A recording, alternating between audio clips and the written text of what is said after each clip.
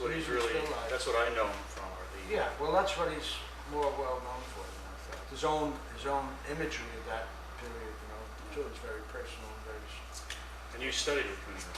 Yeah, that's how I came to Woodstock to You study. studied with I him? had been in a student of his in New York, in the class for I don't know, year and a half, something. Anyway, he started teaching up here when the league opened its summer school again, and I came up in '48, I think it was. He was here in '47, I mean, the school was, but anyway, yes. Yes, you studied with him. Yes, I studied with Was he, do you think he's an important influence in your development as a linguist? Yes, he and one other man, especially two other men, I would say. Fisk Boyd, the woodcut man with whom I studied in 1947 in New Hampshire, and Martin Lewis, who was an etcher that I studied with for 2 years and got me interested in graphic work, etching and lithographs. I've known you about 12 years now, 10, 12 years, and yeah, I guess so. yeah, and I've seen you go through from in your working habits. And this is just my impression of painting, and then back to printmaking, and then painting, and like Well, it's still continuing. Yeah. Well, of course, when I was teaching painting, landscape painting primarily, but I did figure work and all that, classroom. Sure, you're more involved in it, and I was painting more. Then when I started, why I got interested in the etching again, I can't remember exactly, but I took a class at the school with Dan Gelfand, I had forgotten all the technical parts of it. It took me another year to get back into that. And I wanted to see those facilities being used, and I started teaching class there, and as you can see from when you come over and visit, there's been more and more of an interest in it. Yeah. Oh, yeah. It's nice. It's a nice. Yeah, and we're trying to get. I think there's an interesting energy going on between you and Kate and the things that she's doing and the things that you're doing. Well, it's a little embarrassing in a way, in the sense that I mean, she's chosen the same subjects I have, you know, and naturally, if you're learning the processes technically, you're going to be doing the things that the teacher tells you to do. You try to avoid that as a teacher, but impossible.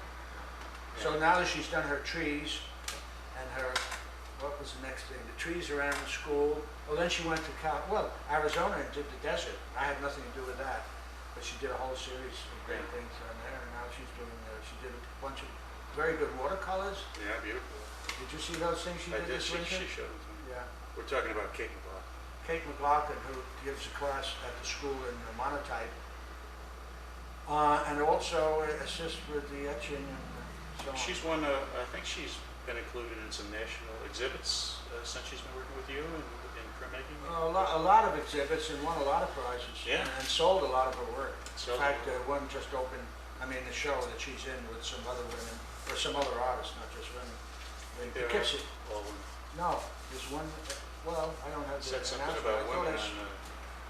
Really? Well, I think so. You could be right. I don't know. It looked like a man's name, but who knows these days? Whimsical or something? Yeah. Name Barrett House. Yeah, Barrett House in Poughkeepsie. Kate's been a nice influence at the school. Oh, very personality. Strong. Yeah, very strong, very powerful. Artistic. Well, she's a very talented person, artistically, you know, in graphic arts. And getting back to your, I see the influence you have on her, but getting back to your own influences. Well, your own. No, yeah. You asked about Kuniyoshi. What did I get out of Kuniyoshi, for example? That makes it. Yeah, that's a good question. You weren't that crazy about it, right? As a person or as a painter? Well, as a person. I liked Yas, sure, I did. But not as a painter? I admired him very much as a painter. There were certain things. I'm trying to put you think on the spot, right? Well, I'm trying to think of exactly what the. You had mentioned something to me. I was a monitor in his class for a year and a half or 2 years or something like that. And then when I wanted to just study graphics at night and had to work in the daytime, he didn't like that idea. He said, "You only been here, what, 3.5 years or something? You should stay longer." and I couldn't You do were ready that. I to was ready to do other move on. things, and I wanted to, and that was one of the things. I lived in a studio up here when I worked for him as a monitor in the class. And I got to know him pretty close on that level, student master level. Yeah, thing, yeah. you know. But as far as the work goes, if you, well, I can't show Yeah, you we're going to here, look at but, some of this. maybe I could show you here. And anyway, his real specialty, I mean, the thing that set him apart in my mind was his subtle value relationships and the fading away of edges, and there was no harshness in the graphic work, especially in the paintings. In the paintings, it was interesting because he was a man who was very conscious of color. But at that time in the 40s, there was almost a Woodstock palette, which was Brown. well, earth colors, you know, different umbers, sienna, maybe terra verte, you know, dull greens, things like that. But then, Cezanne, would you say Cezanne was a well, major it influence? may have had. I never thought of that. It may have had an influence that, but it was something. And you used to say, for example, you should never use a color in your painting that you wouldn't wear. Well, so you see me now. I'm always in grays and browns. You're not I'm never changed. But what happened was that he got interested in the newer colors that were coming out.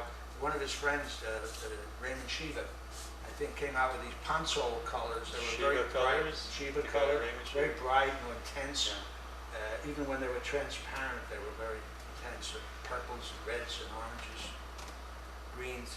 And he started using those colors, so all that stuff went out the window apparently. I never talked to him about it, but I can't see him wearing orange and purple. A lot of times when you're teaching something, you don't always follow your own your directions. But Well, I was thinking about your work.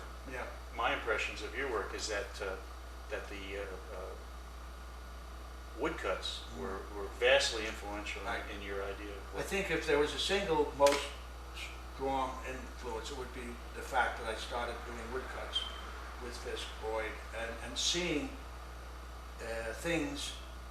Even when I left the woodcuts and went into serigraphs, it's the same idea almost of stencil, simplified shapes with no textures, all flat colors and so on. And I still look at things that way, and it's hard to get away from it. But now, well, certainly I've included a lot more the elements that make things realistic rather than abstract. I mean, if you're doing it all simplified shapes, it's abstract. People think, but the minute you add local color or texture, it becomes realistic. The same abstract yeah, things the shapes underneath are still there. are forms that are abstracted, and then you put a.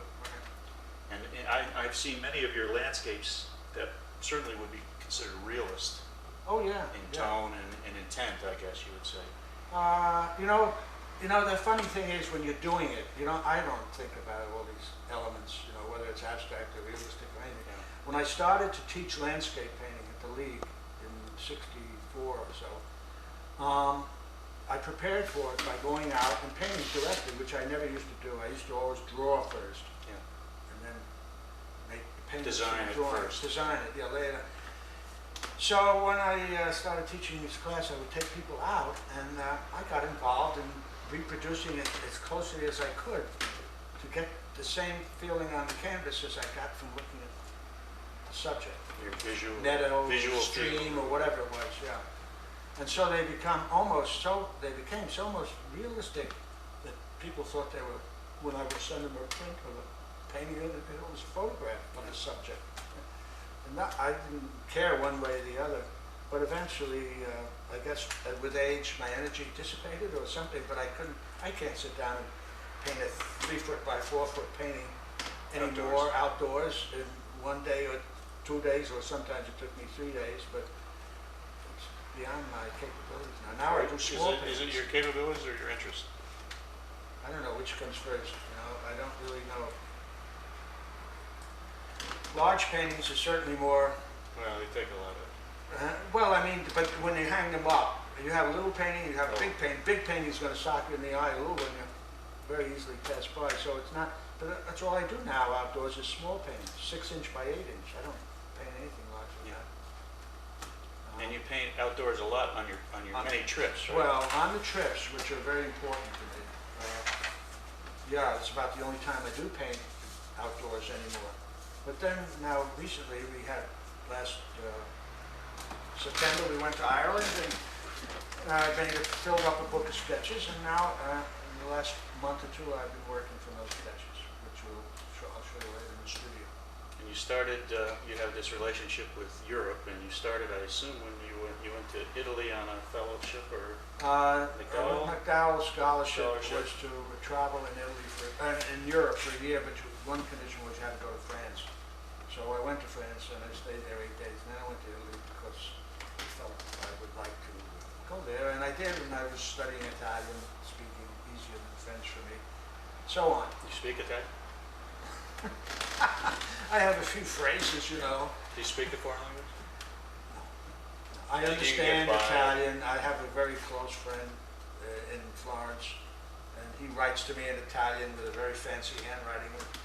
Once I decipher the handwriting, I translate it into my handwriting, the Italian, and I try to figure out what he said. And yeah, I understand it somewhat.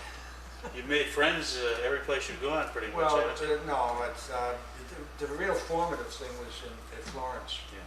where there were met a whole group of different nationality people, and this Herta who lives in Feldhamsee, and Karen Park with ceramics. She's from Copenhagen, and then that Italian fellow I told you about, Ezio, the loneliest motorcycle with which I went down to Rome on, and we kept in touch and when I go back, I try to visit him. Must have been a pretty exciting Oh, it was a wonderful time. experience to be. Oh boy. How old were you when you were in? I was pretty old. I didn't go to art school until I got out of the army, you know, and I was 24. So by the time I finished my 4.5 years at League, or 5, whatever it was, I was 30. So you weren't a kid, but you were No, a but young man. I looked like, acted like, and thought like a kid. You thought like a kid. I think, probably. Probably still do. And Right. What? you've gone to, how many trips have you made to Oh, England and Ireland is one of your favorites. I right? once counted them up. I thought they would put it in my obituary, all these things. Just list Well, your went trips. to Monhegan this year, that, you know, the whole thing. Yeah. I've been going to Monhegan almost every year. Is the ocean the key? Or Yeah, the ocean is, well, it's not a key in Florence, but No, Florence. generally, most of the trips in the last 10 years, 15 years, I've been to the British Isles primarily. You know, Scotland, England, and Ireland. Even the last 20 years, because I went 4 times to Ireland just to paint. Yeah. And it's the contrast. New things to look Well- at, new associations, and New kind of topography, new kind of landscape, and new kind of, being near the sea is always exciting. yeah, You know. I think everybody should go once a year to the ocean. Right, and also the culture is different in these places, even though, and maybe that's part of the reason I go back, is that I can understand some of the language. I mean, it's hard sometimes in Ireland or Scotland, but, you know, you can read the newspapers, for example, and yet the culture is altogether different than ours, and that's very stimulating Yeah. kind of experience to have. You know. The architecture, the history, the places, Whitby. I mean, they have very ancient history there as well. Many of your paintings, I mean, I remember paintings and etchings of dolmens and Oh, yeah, which are right. prehistoric. Right, prehistoric. time. And, yeah, and all of that is, you know, grist for the mill. It's kind of different, and it's something that's stimulating about it. What it is, I don't know. You have any other artists in your family? My grandfather was a cabinet maker, He was a craftsman. craftsman, Master craftsman. skilled cabinet made all kinds of intricate things. And my father was a musician. He was. Basically, that's what he was. He had a little orchestra, and he sang, and he played a number of different instruments and so on. And he died when I was 12, however, and I don't really have an awful strong recollection of him. You're from where originally? Oh, my father? Now, where were you from originally? I was born in Richmond Hill. Richmond Hill, Queens. Queens? Queens, you know Queens? Yeah, yeah. Were you from Queens? No, you're A lot of people are from Queens. Yeah, there are a lot of people. God. Anyway, Queens was different then, though. huh? Well, it was, yeah, they had woods. Yeah. You know, Flushing was on meadows, and we used to go over there to play in the woods. Yeah. Then they put the World's Fair thing in there. If you went out past Jamaica, you were in the way out. You know, you were in You're the out in the countryside. woods, and it was This farms was in the still. 20s, 30s. Yeah, it was farms all the way out. Now it's all Yeah. suburbia, all the way out. Houses. Yeah. They're one of the most undeveloped places where I've gone frequently on Long Island is the North Fork. You know the North Fork, Greenport? and Well, I've that heard area? of these places. I've Yeah. never been there. Right. But I know that it's some beautiful coastline, right, along Yeah. there. Well- You're not far from Block Island either. There. No, Block Island is kind of in between. There's a whole series of these seaside formations, if you will. On the north side of the island is the bluffs, and on the south side is this long sandy shores. Montauk, you know, famous for the Hamptons, and it's the same thing on Block Island. On the north side, you have the big bluffs, and the south side with the big sandy beaches, and just keep going up to. Same thing on Cape Cod. Same thing on those other two. Now, Rhode Island. Nantucket and Yeah, Martha's Vineyard. Martha's Vineyard, same kind of formation. Changes when you get to Maine, then it's, Rocky or Rocky. Yeah, it gets more dramatic.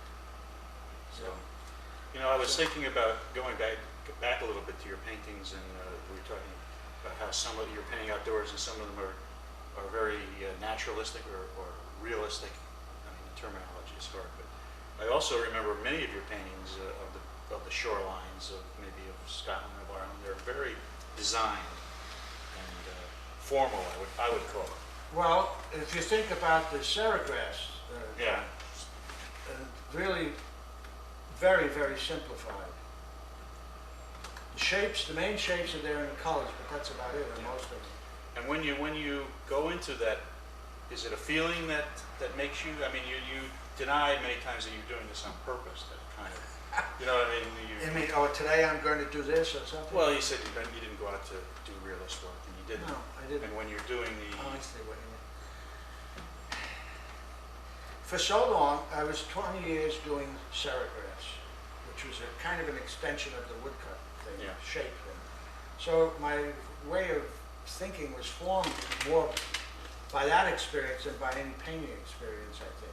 So because you have to design it right from the beginning, right from the sketch. You've got to get the essence of what it is there that you're going to transmit or work with. And yeah, in fact, I think I reached a high point in that.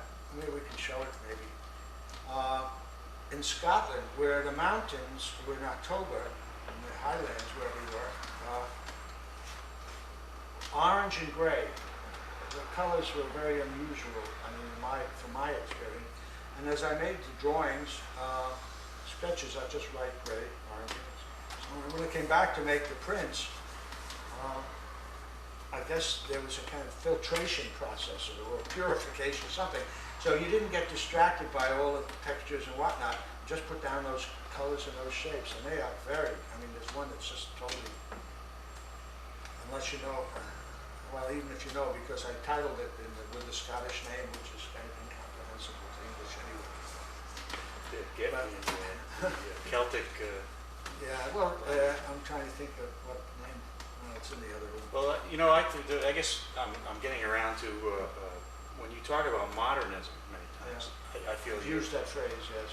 I feel you're saying that in a disparaging way, but I see an enormous amount of formalism, which I many times identify modernism with formalism, and a love of shapes and a love of relationships of shapes and flat, two-dimensional surface, and I see an enormous amount of that in your work.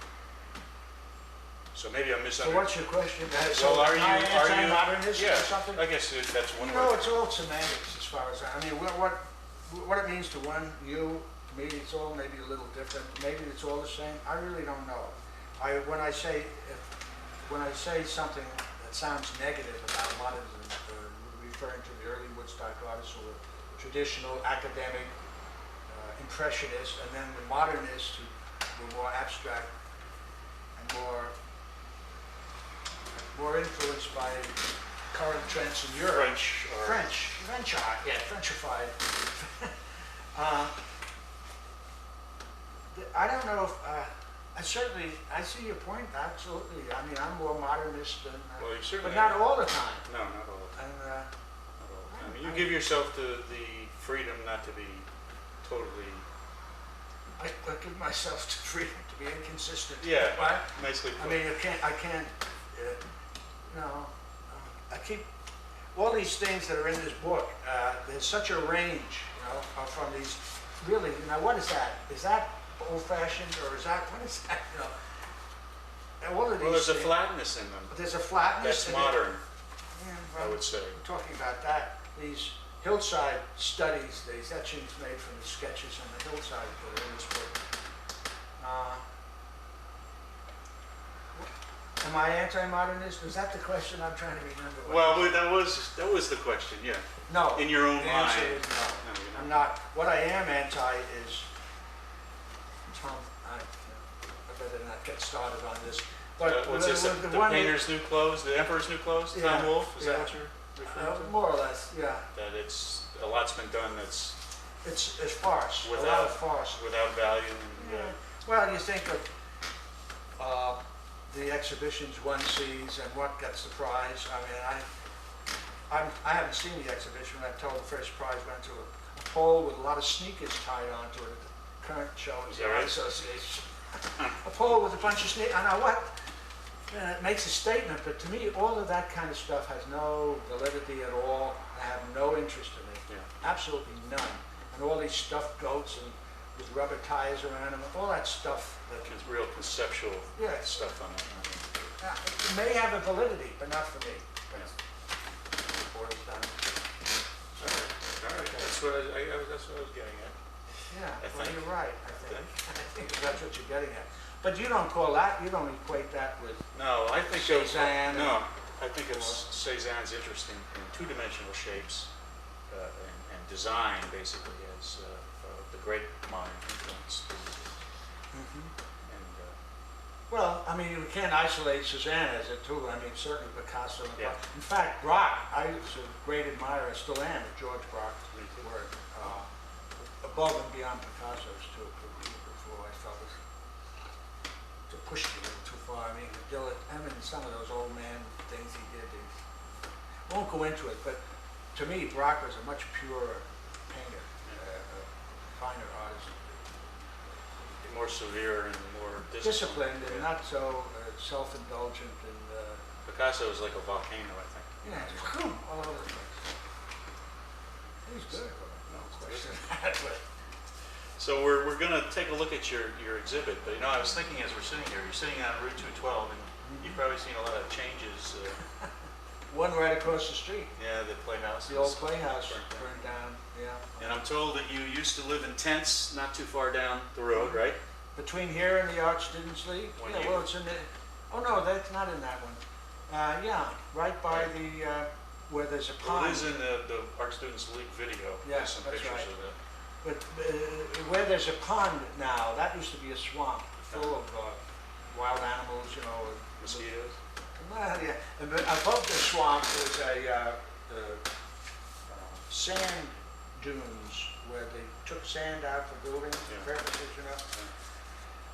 almost like a quarry, only it was all sand. And right up on the top of that, on the edge of it, was a nice pine grove, and that's where I had my tent. Yeah. And you lived there in summers, obviously. You didn't live there in the Oh, winter. no. I only came here in the summer. No, well, the first year I lived in Kuniyoshi Studio, the rest, and after that I lived in the tents. I was there for 3 summers, I think, in those tents. Gee. And, It's a great romantic. well, this was fun too. I bet you it was a mean, ball. I had the dog. You notice I don't have my dog. I with me did notice today. that, yeah. I was thinking of you had the picture of the dog. You had a dog, Yeah. but you didn't bring him because I was coming. That's right. You know why too. Doc speeds dogs. But he would have been jumping all over the place. Yeah. So now you told me this is Felt and Felt am See. Feldensee in Austria, and you have friends in Austria. And you met this person when you were in Italy? In Florence. In Florence. These other friends mostly were studying at the university. I was at the academia where the David is, Sure. thing. But they all ate in the same restaurant, the University Mensa. Mensa, I guess. I've forgotten what my Italian is going. Anyway, and then we go to a coffee bar afterwards where everybody hung out. Bar Walton was called. Not there anymore. And we got to know each other and party and whatnot. You kept in touch? Take walks a lot around the hills. Yeah, Feldamsee is in Carinthia, which in German is called Kärnten, K-A-umlaut. Anyway, it's the southernmost, one of the southernmost provinces of Austria. It's right on the border where Yugoslavia and Italy meet. So you have the three countries at this right point there, the Filac is, yeah. 10 miles away. You could go for Sunday morning, we did it. Drive down from Filac to Venice for breakfast and go home. Nice. Yeah. So you went there 3 or 4 times, right? You went. What you said you went with Nancy. Well, I went with Nancy. I went by myself. I went with my kids. Right, I went with My kids in '75, I think, Alex and Eric, and then in 1988, Mara, and I did a kind of a pilgrimage. I went to visit all these friends that I knew in Florence. Yeah, and we started in Sweden, and went to Copenhagen, and went to another Danish. Your friend from Sweden has sent their children over. That's right. And Yes, some of them studied at the school. Yes, her daughter, Margit's daughter, Christina, lovely girl. Yeah, beautiful terrific girl. Like her mother's beautiful too. And she came here twice, I think. But one summer she stayed the whole summer. And painted and drew. Painted and She drew, with did etchings and whatnot. She's a commercial artist now, and illustrates books and does. Lives in Sweden. Lives in Sweden. Yeah, in good. Anyway, from Sweden we went down to Copenhagen where Karen, the ceramist, worked and lived, and then we went over to where Knud lived, in that town was. And then we came down to Schleswig-Holstein. Now that's the only person who was not part of the Florence group. He was IBMer who lived here, and he married a German girl, and we used to play croquet together. And so that's how we got to know them. And then we went down from there to Filac. Yeah. And then after Filac, we went to Venice and to Florence, where Vezio and Nadia lived. Now these etchings are, you told me you arranged them, they're all around the village of Feldamsee. Yeah. And you start with I started with your friends, a view of your friends? A general view of the village, and then the path out of the village to the next little village. It's about a 5-mile walk along the hillside to the next one called Untertvang. And then after you come back and you stay above Hette's house and you look down and you see, I should be showing you the book, all these different ones. Well, we'll take a look at a few of them in a second. All right. The village of Feldamsee, my friend Hette's house is up on the side and it overlooks the church of the village and the lake and the mountains on the other side. In fact, as we go around, the hillside itself on the other side provides most of the motifs, most of the images here. So we come out of the village and we start walking up one of the paths on the side of the mountain toward the next village, Untertvang. And this was a view of one of the barns there near a little cafe where we stopped in for lunch. And this is looking in the other direction. You can see how mountainous it is, and some of the little buildings. Then coming back, we'll be behind the house that's on the hillside there, looking down at the village, and across the way we begin to see the hillside opposite. And this is the church. It's in the center of the village, and it's on the cover of the book. And looking the other way, from the bedroom of the house, Hette's house, you can see the lake in the distance, and here's another view further on down the lake from the same vantage point. This is the hillside from which all of the previous 7 or 8 etchings were made. Some of them just included this section, some included just this section and other sections, but it provided a general Schematic. scene for the whole series. Beautiful little Austrian valley, huh? Little Austrian Valley, and there are the mountains up in the top, and snow up there, but you can't see it on this. Yeah, that's all. And you going back, you said, We don't know. We may be aiming for 1997. I'll be 75 then. We'll see. This is, I don't know if we're still with me or not, but this is from Scotland. A trip we took there in, I don't know when, 80. Oh, that was in the fall of '88, after Mara and I got back from that European jaunt, when we went back to Scotland with John and Paul. Another night sky thing, wood cut with two colors, yellow and gray added to the black. And the final one here is an etching of, oh, you're over there. I'm coming around. Okay. This is in Somerset in England. We went in 1981 or 83, somewhere around there. That's about it. This is a tour of the Paradox Gallery. Yes, you got most of it. Except for your little office here, right? Well, yes. And Well, this is the brain center of the gallery. Well, I don't want to show everything, but that's just the office, so to speak. And in the hall we have more of the night sky things here.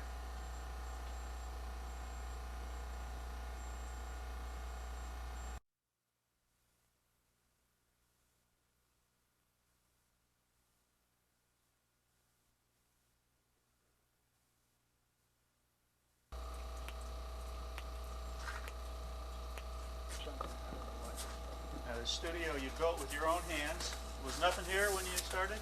Woods? Nothing. It was just woods. We had to clear a space, and I kept a lot of trees around, which I eventually. Behind it over there is the house I built too, but that's another story. This is a snug, warm studio. Snug warm, just the opposite. And it also has no maintenance problems in the way of You have north light. the north light. The skylight covers the whole north wall, half of the north wall, and snow slides right off, and rain and everything right off onto the ground. No wood to rot out.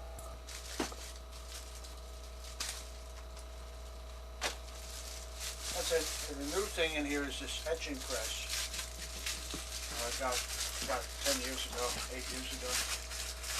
So I can print here as well as I print out at the school, the etchings. And I can also print, there's a little adjustment, I can print wood blocks on it, linoleum blocks.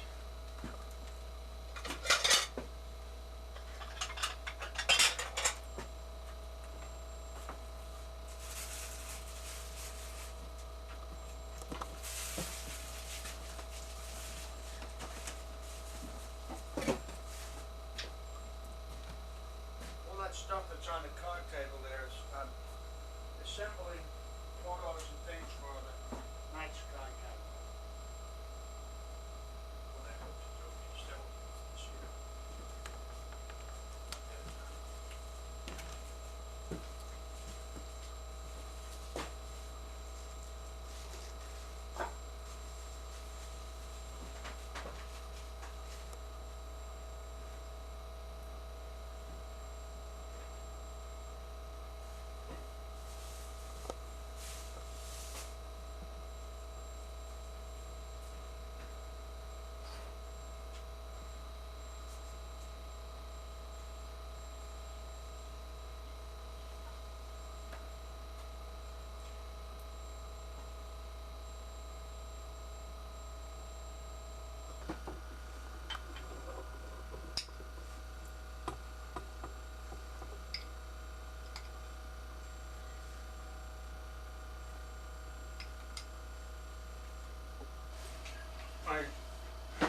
Well, John and Paula were out looking at some ruins somewhere. And I sat in the car, and this is right from the car. And what got me going was these cloud formations. They were like rolling in like surf almost. It was just very dramatic and very definite shapes. So I made this sketch. And then down below was just Irish, the green. There we were back to green. We were out of the gray mountains there. And you painted this when you came back? I painted all From these your from my sketches? sketchbook. And you said that some of these sketches you did while the car was actually moving, Yeah, right? yeah, As the John first two I drove just you- showed you. Yeah. Well, how else, you can't have them stop everywhere. I know, you know? yeah. It- It's a little tedious. And so also, you tend to just put in really what's important, you know, and hope to remember some of the rest. This first one in the book, you see all the detail. Now he stopped the car. He went out to take some photographs of something else. And I saw this rock standing on the hillside, and then all the cloud formations, and pretty soon I was drawing away, and put all the textures in there. Now if I made this a painting, it would be somewhat, this is realistic in a sense, but doesn't have all the textures it could have. Like this one. Oh, and here's So another. really, when you painted, you're making, I mean, you're working from memory, but to a degree, you're making a lot of this up, right? I mean, you have a general... Well, it's both. Got to be both. Gotta be both, You right. have, you're relying on sketch for the basic structure of it, and of all the rest of it, I can write down gray, but what does that mean? Right. Gray could be warm gray, cool gray, light gray, A lot of dark gray, grays. all kinds of bluish gray, greenish gray. So, yeah, you're inventing it, really. So you get to really put a lot of your own imagination into all of these drawings. Imagination, memory, and experience. I mean, it's not the first landscape, and you know what? Maybe these sketches help to jog your memory or your imagination.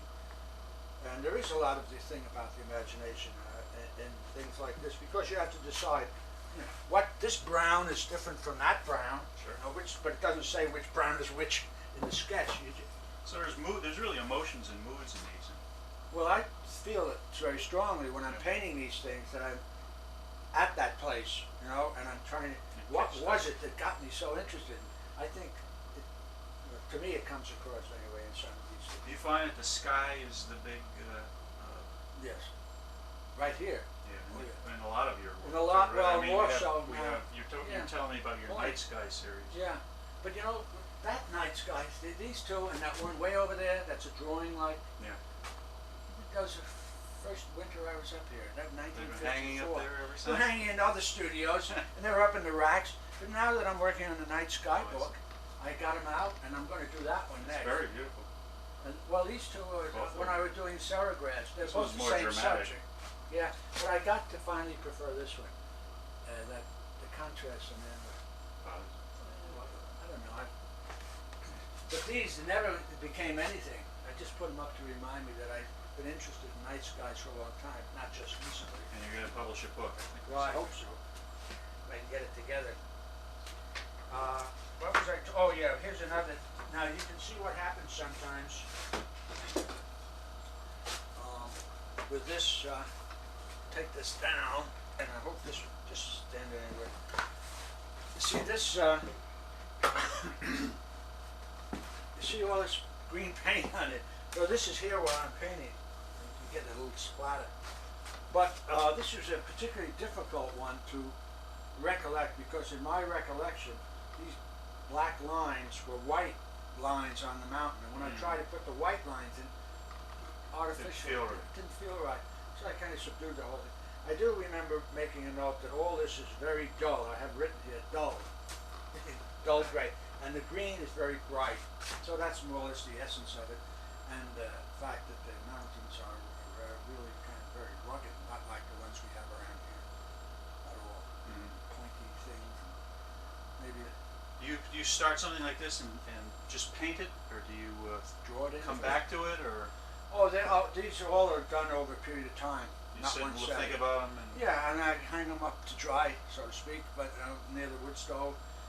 And then because there's a lot of overpainting in these things, and glazing in some of them. All of these skies down here, rubbed and yeah. all treated in different ways. It's So not you just, have to live with them a while. I think that's something important is for painters is to Absolutely. have time to get back.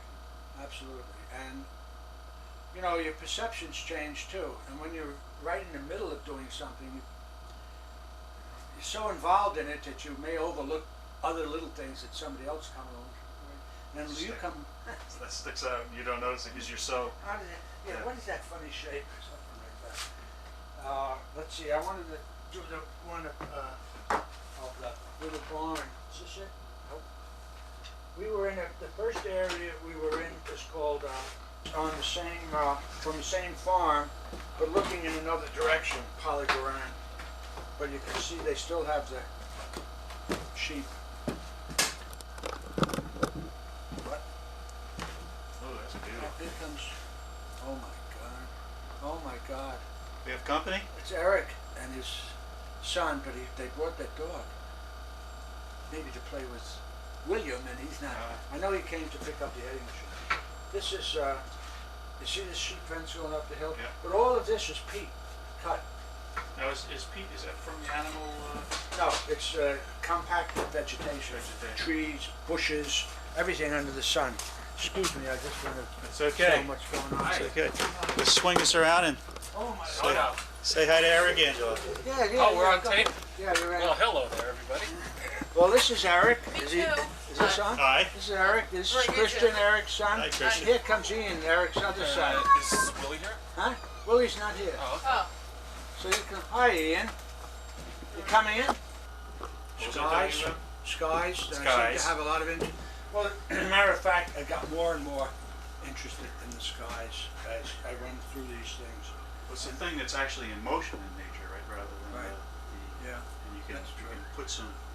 And it changes so rapidly, and it's hard to really catch everything in it. And but it you can certainly only- influences the landscape as you're Oh, right. I mean, it's, like makes this hill so dark. right. And then in the distance, you know, the atmosphere, very faint, the same colors and all, but altogether different. Bright. It's interesting, you can see these two kinds of clouds. So you have a sunny sky in the back with Yeah. the cumulus, Yeah. the clouds, and almost It's probably like it's almost beginning to rain, right? Yeah, well, I Here. think that's what was happening there, beginning to happen. Which is those great moments. I mean, I've seen moments like that. To get it as a Yeah. painting. It's Yeah. the same. And it looks like, you can't make for sure. Here, the W is for white. That's white.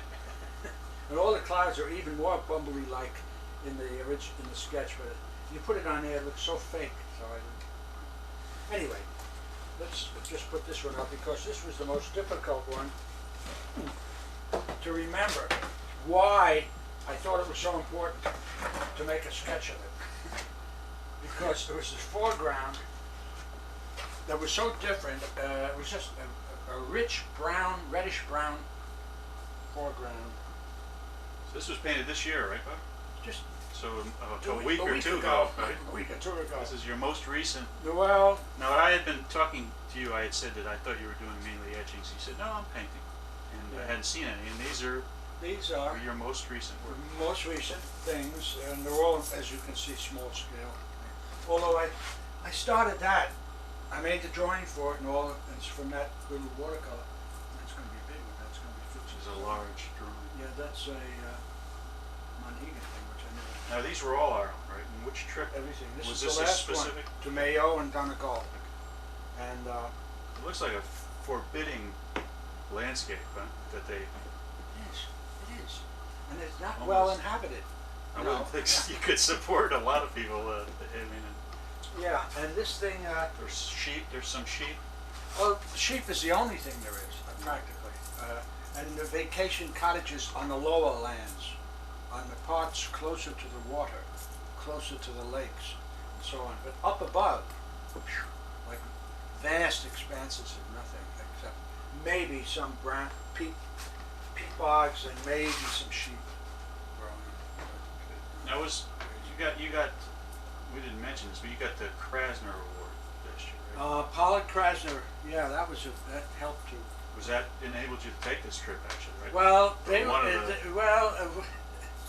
put it this way, it helped. It wasn't the reason or the sole enabling thing, but what it did was help because it paid for other expenses. The Pollard Krasner Award, they specifically said they do not fund travel expenses. Yeah.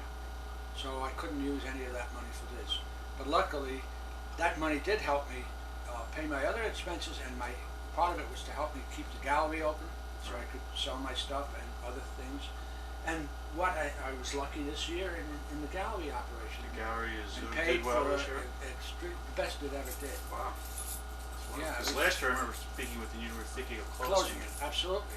I was almost forced to that point, and just at that time, I heard news from a couple of miracles. a couple of miracles. Yeah, I sold a couple of Rosen, big important Rosen ones to a very good collection the Federal Reserve Bank has in Washington, and another one, and so one or two big sales, and we're clear for the rest of the year, and that's what happened.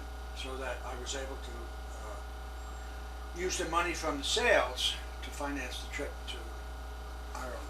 This Krasner Award is very, very prestigious, large award. Right? It can be, yeah. Mine was $20,000. That's stunning to me. Maximum, I think, is 30 they give, but that's very good. And it's hard to. And it's hard to, yeah. Well, I didn't even know about it. Mara was the one. Mara made you apply. Well, right? she got the papers and helped me get it in on time. Let's put it that way. Yeah. So it was a good thing she did too. And I'm glad it all happened. It's funny. We were going to talk about the little paint boxes. I was going to, because on these trips that you take, and your ventures out, I do use the little like this. Over the years, you've devised some. Well, it all went back to when I started to teach landscape painting classes at the Art Students League in 1964. And We'll get a close up of these. Okay. So you started making these paint boxes. Well, what happened was when I started to paint directly outdoors instead of working from drawings. In the summertime, I decided I wanted to do it in the winter too. So I made this box first, a box like this. This is not. This is your most recent. This is the most recent one. Yeah. The original one, which this is almost the same size. This is an old cigar box, converted. The other one was an old tin lunchbox, and I put on the handle and. This was a cigar box. This was a cigar box. You see the way it's kind of unusual. I put all this unusual in that this fits up against this. You see, Right. It makes it tighter seal. That was smell to the keep linseed oil as you well, were doing it. originally to keep the flavor, I guess, of the cigars. You know. Yes. So, well, I'll go into this one. Are you looking at this one Yeah, now? I think we're looking at that. All right. I think we can see both of them. Yeah. Okay. I'll show you how this one works. Of course, this is the palette. A palette, which is a piece of plywood with some very palette thin paper piece on of it. Right. birch veneer almost. And these are the things I can paint on. This is gesso coated paper. This is Some canvas. canvas. Board. Well, it's canvas mounted on something on a piece of mat board, I think. I made those things and gessoed the canvas and so on.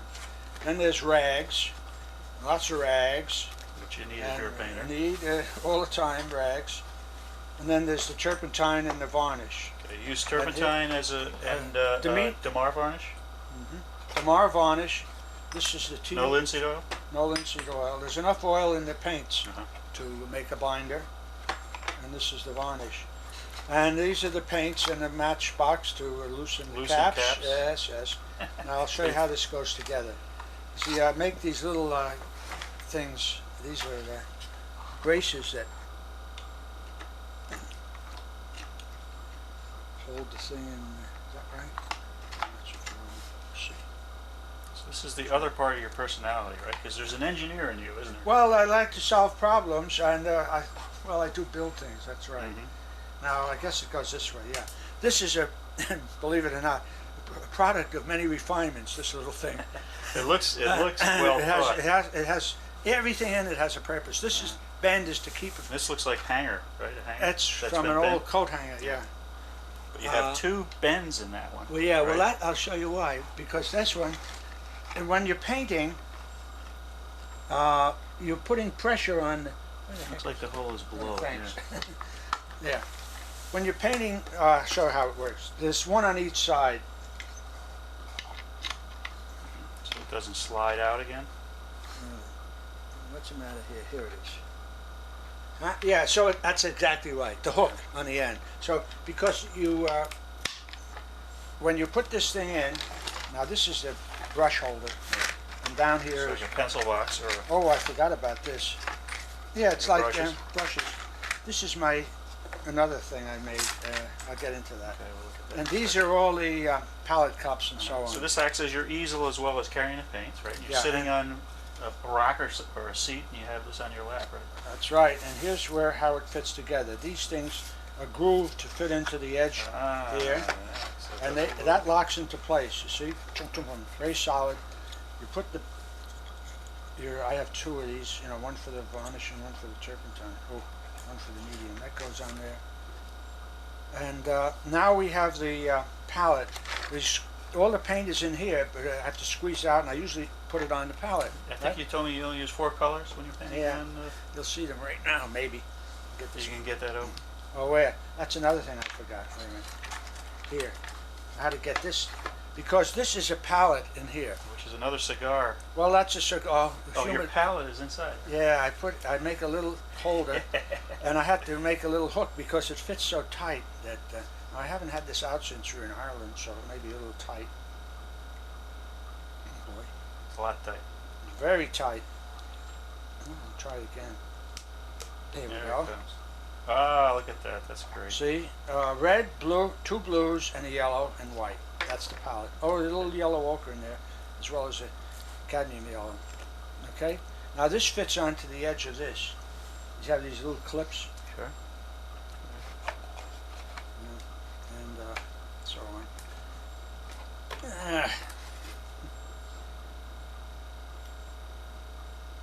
Well, I don't remember if I just put it on the paper or on the whole thing.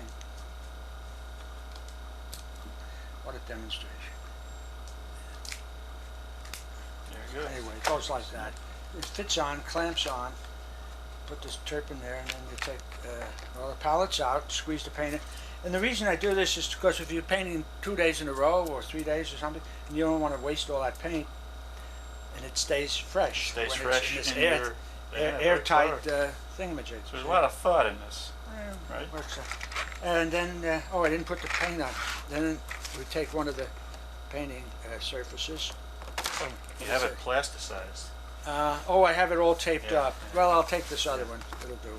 This is the, that fits. Okay. Wait a minute. Here we go. Get it set. And that fits against there. You have a little groove, And then there's you a have little thing up here, too, if to hold the top of you the. need it. Yeah. Where is it? Is that? Yeah, it looks like I forget. This thing. it holds it on there. Plus, it looks like you have it in the shade. Well, you have to position yourself in relation to the sun. You always have the sun somewhere in front of you. Yeah. I do, anyways, because I don't want the sun on the thing I'm working So you on. can't paint when you have all this reflected light off of a white surface, right? It's hard to, very hard to. That's not my reason. My reason is that it changes all the colors. The colors are different in the sunlight than in the shade. Right. And you're not going to be showing them in the sunlight, so you know what you got. You paint it in the shade. And there are the brushes, such, and you're all set. Now on the bottom of this one is I don't know if I can show it, a little thing for the tripod to fit Okay, it into, fits onto you know? you have a photo tripod, right? I have a You take photo with you? tripod that screws into the bottom So that of can this be self-standing, Right. and you got the entire, thing. You can stand up, you can sit down. I have that folding seat and the other thing, and very, to me, practical yeah. arrangement. Now, there was one other thing here, not in this box, but I wanted to make smaller and smaller boxes, and this is one of the smallest. This is a combination watercolor box and paint box, oil painting box. And this is just a rag. And these are the brushes, have to be cut down in order to fit into the So box. you whittled those down, right? Yes, I chopped them off. And this is now set up for watercolor. Then this is water in this little jug, perfume bottle, I guess. And the paints are in here, Little fuse wax, a little old sliding fuse box. I wax. used to have an aspirin box, but they don't make, at least, You can't find those hard to find. Let me see. spare Here aspirin we are. boxes. Right? Oh, look at that. So Now, you it's must the have same. constructed these things, right? They have little Yeah, individual I chambers made the divisions. It's just pieces of paper glued in there.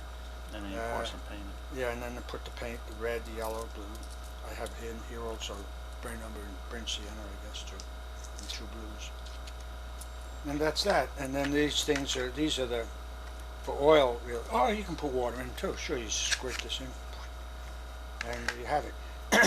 If it's and this is the palette. It's nothing but a, feels like, I forget. Plastic. It's either plastic or wax paper. I guess it's plastic over. It's too shiny to wax. Whatever it is. I don't know, I made this a good number of years ago, maybe 20 years ago. So This was the height of your miniaturization. Almost craze. height. I made, of course, Smaller ones than that? Well, but Winsor Newton and the others put out little Bijou Tiny boxes. ones. In fact, I have a Frio box that came out about 10 years ago, long after I were making all these things. You've seen those, the Winsor Newton things that open up like yes, that. they're very cool. Yeah, they're nice. they're good. So there we are with my... I just wanted to, I was wondering how many of these you've made over the years, you know? Lots and lots. I made them all sizes. I made a full 12 by 16 box to take 12 by 16 panels.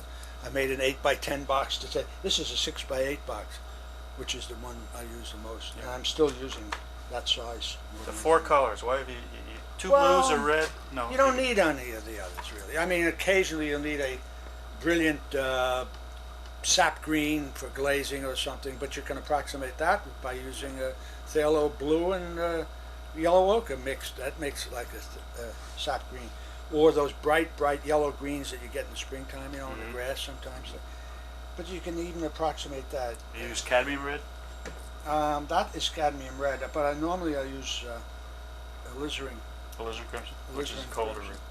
How about the blues, the cobalt? No cobalt. No I cobalt? used to use the cobalt because that's more permanent, but I really found the phthalo blue more Intense, right? more intense, More- and you can use it in different ways than where you can't get the cobalt blue really dark. No, it's like a sky blue. That's what it is. But phthalo, you can make it dark Right, as you want. and it can also be light. And And what's your other blue? ultramarine, Ultimate. which is Which a you use in cooler, the shadows. warmer, I guess it is. Reddish, more reddish. And, no, I Purple- use it in the purplish. sky too. You know how the sky goes from kind of greenish blue at the horizon up, and it gets that intense darker blue. And a white. The white is, I always No use black, though. no black. I used to use black, but no more. Black you can make. I mean, you can Yeah. make that out of burnt. Sure. So the white, I've always used underpainting white now, probably for 30 years or more. That's my regular white, particularly working outdoors. It dries fast. I Dries forget very which, fast. is it titanium or is it? It's not tight. It's got titanium in it, but they have a gel, quick drying. No, it's a quick drying white. It's a quick underpainting It's the white. combination of the two, right? Isn't that it? There's Combination of what? there's titanium. What's the other one they use for white? Oh, forget there's now. several of them. I mean, there's lead white. There's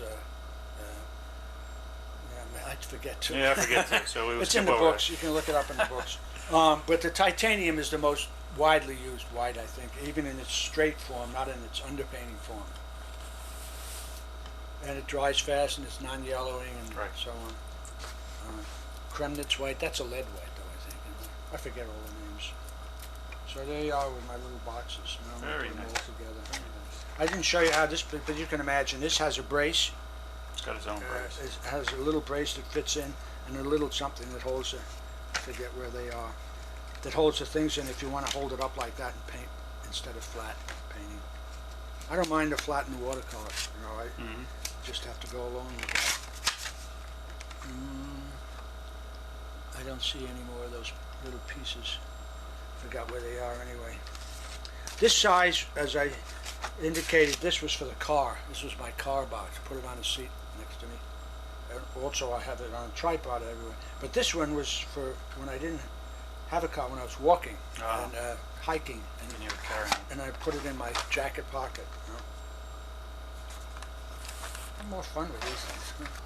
These were all made with this little box I just showed you. These are from Monhegan, some of them. Oh. See, they all fit in the lid of it.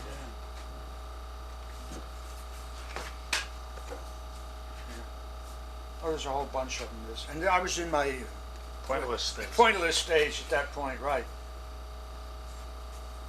Oh, gosh. Actually, I remember seeing a couple watercolors you pointless Yeah. now. They're very handsome. This is not pointless. This is on Block Island. These are lovely. This is somebody's backyard in Woodstock. You waste your time with all those oil paintings. Well, anyway, that's I did an awful lot of these little things.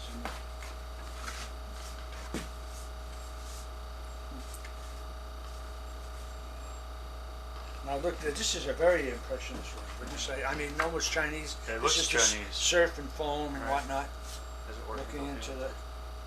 Yep. This is looking into a tide pool. This is my other side. Huh? Abstract part. I mean. Well, and so on and so on. Okay. Good. All right. So what do you think About what? about being an artist? I remember, Who's to think? I believe I remember that you almost became a doctor, or that you No. I went to you medical flirted school. with the idea. I flirted with the idea, and it was just not. I mean, all that memory work and Yeah. specialization, and I don't know. Academic, I'm not. I really, and that's what you. I found it not up my alley, and I spent all my time in class doodling and Drawing. sketching, and so that's what happened. I went the other way. Well, it's an interesting. It's a life as an artist. Tell me about it. I don't know what it's like for the wealthy artists, No, I don't. but either. for most of us, it's a bit of a struggle. But there's also an enormous freedom that I think in our Western society that a lot of people today might envy. They don't certainly don't understand it. I mean, a lot. I mean, how many times I've heard, why don't you go out and get a real job? You ever heard that? Get a real job? I might have heard that once or twice. But most I artists believe work that. harder than the average person, I would think. You know, I don't know about most. I don't know about any artist, in fact, except I don't know about About myself. yourself? That's all I know. And Well, you work pretty hard, right? I mean, you produce an enormous amount of. Look around. Yeah. Yeah. No, I put in my time, I think, and it's something I love to do, and I do it. And the thing is that I've tried not to. I've tried to have more time to do it. That's the main You'd thing. like to have. I would like to have more time. As you know, I spend an awful lot of time Involved with this school. I mean, at least a third. I would say even now, when I'm not supposed to be really doing anything, and not counting my 2 classes that I teach, I'm probably putting in 10 hours a week or more, maybe 20 hours a week on schoolwork that has nothing to do with my painting Your or own, my yeah. own things. And so, So you find it hard to find the time, or enough, as much time as you would like for your own work. Even, that's always been a problem in fact, since I've been here, you've had 3 phone calls, about other things, right? and people have stopped in to see you, and, well, that's what Right. that's what happens, yeah. and also the gallery is. Well, that's the other thing. The Another- gallery has been an important part for 20 years now, and it's helped me get through it all, survive it all. Yeah. Even though there are times when I've had to help the gallery survive because it wasn't doing anything, you know. But it's been an important part, certainly, and it still is. And I hope I can continue with it, and definitely. Although I'd like to, I think maybe eventually somebody else will have to run it. You get tired of it. Well, I can't last forever myself, and we have an awful lot of stuff down there. Somebody's going to have to do something with it, Yeah.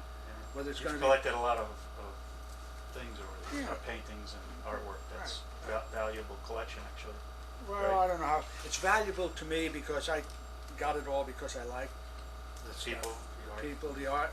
I like the work, you know, and that's why I bought it. If I bought it, a lot of it I still have on consignment. You traded with people. I have occasionally, yeah, traded with people, but mostly it's bought. I bought it when I could. I can't always. One can't always buy things you want, but which you know, which would you rather have? Like my car. I'm planning to keep this car till it just won't run anymore. And this past year, I could have bought a new car, Yeah. probably, you know, with the Yeah. change in my fortunes, Your- but your I'd rather spend it on, you know, other things. Sure. Travel. So will you do this again in another 10 years, whatever, if we're both healthy? And Ask me in 10 years. No, catch up with you again? I, Maybe sometime? well, I think you're, sure, we'll do that. Good for you. I hope you show, if we can do it, I would like to show something about the class. Oh, well, Yeah. Also, before we finish, I just wanted to say we made a number of trips. I didn't enumerate them all. We talked about my trip seeing the people in Florence. I forgot, we did talk about all of them. We've been to Wales. Since this last interview, we were to Wales and Scotland and Yorkshire, and this year to Ireland. So, and all those trips are very valuable to me. In your painting, or just you as a person? Or Both, oh, you know. You also go to Mohegan quite a bit, right? Isn't that Yeah, another, Mohegan is another thing that is. and Long Island, I believe. Well, I right? did go for about 10 years to North Fork on Long Island, but I don't go down there anymore. Mohegan is a place of preference when I can't get to. It's when you're in the States, the Yeah, domestic. Actually, I'd rather be Priority. there sometimes than in Europe, because when you go back to places you've been in previously in Europe, and you see how much change, and even Ireland, you know, this trip was first time since 1974, so it was 20 years since I've been to Ireland, and really vast changes, and it's like what happened to Long Island in 20 years. Building. And most of it is being built for vacation. Yeah, the Irish are still, their economy is still. Yeah, well, Tough, right? at least the Irish are building it. I mean, they're doing the work. I don't know who's financing it, but probably Germany and Holland and Brussels, or England even too. There's a lot of English people, but part of the allure of going to places like Ireland is the beauty of the landscape, and when that becomes, well, you know what happens when you see McDonald's a lot of houses all of a on sudden. the. I don't think they've got that yet, but I remember landing in Shannon Airport. Originally, it was just a little road going out of it, and you had to drive through these little villages and everything. Now it's super high. It's like this New York State Thruway out of Shannon. Really? You know, really super highway. I mean, 4 lanes on this side and separated by a big, big wide, unpaved area, and then 4 lanes going the other way. It's good. I guess they need it. Yeah. You know, they do need it. Yeah. Well, what's your Well- next trip? You got one planned? No. Oh, you did. You said. Well, you're gonna I go have a if- hope yeah. of maybe going if Go Austria. health permits and finances permit. And so Your on. back is bothering you, right? Yeah, well, it's kind of the leg back, if you know, it's the sciatic thing. So that's just temporary. Yeah. Oh, But if it feels the way it does now, if it feels that way in 2 more years, I'm not going to Austria. I don't want to go hobbling over there with a cane. Well, So thank you, Staats. yeah. And I'll it's a see you pleasure. at the school someday. Yeah, we'll come out and do your class Okay. as part of this. Bye.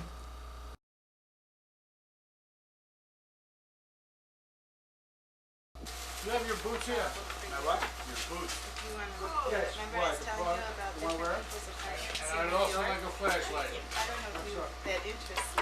The boiler room? Not that screen Oh, the interests boiler me. room. Well, I was going to show you, remember I was telling you about that apartment that the guy has, and you wanted to know what address it was? I wonder if you I could can look hear through him it. walking Did you open it? Door and Yes. look in? And how high is it? It sometimes gets up this high. I want to go. Well, what do you want? Yeah, I have my boots, so what? What size, what do you wear? Whose blotters can I steal? Okay. Mine. This'll do. Hey. What are these? These are 10. Oh, You don't want me to wear that? Well, no, what are you gonna do down there? Just want to see what the hell's going on. You know what's going on. Well, I know where the water comes in. We're gonna freeze it and have a skating rink, okay? Comes in It's on for the, the Olympic weekend. it comes in on the eastern wall. What did you think I was going to smack you? Yes, I did. I mean, reactions. I put both hands in my pockets. Okay. Keep See them that? there. I put both hands in my pockets. I flinched. So the pressure probably would, Let's look how work is. not unlike my mind.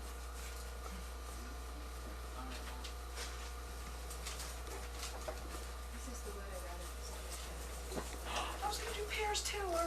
hair season. So what else we can detect it? That's gonna be great, Carol. I wish we could get that. You gonna be able to get that texture? I don't know. I hope so. I might be able to. This is my yellow one. You're yellow. That'd be great. I had it and I lost Okay, it. this stuff, then we're fine. If not, Okay. then we'll. Or else I'm gonna just drop it Be and right start off something this. else. So I'm Because gonna I need- just I just don't wanna like take it. an accurate. I was gonna take some more stuff in. You are? Trailer. Okay. You can try it. I like it. You know what it reminds me though? It reminds me of Scotland. Now why is that? The plaid effect? The accent. Huh? It's the accent. The accent. Well, I think it's the plaid design. Oh, Makes me plaid. think of tartans, you know, Mhm, yes. and so on. But who knows? Well, What did you want to do? Take out? I just wanna know if I should leave this alone and print No, it, that's not or if I No, should no. diddle with Do them. one or Sick two of more diddling. over here Okay. too. Just one maybe, or maybe two at the most. Okay, Oh, that's And right then here. see. and then see. And then see, Okay, something else may come to you. all right. Did you ever get it straightened out? Oh, completely.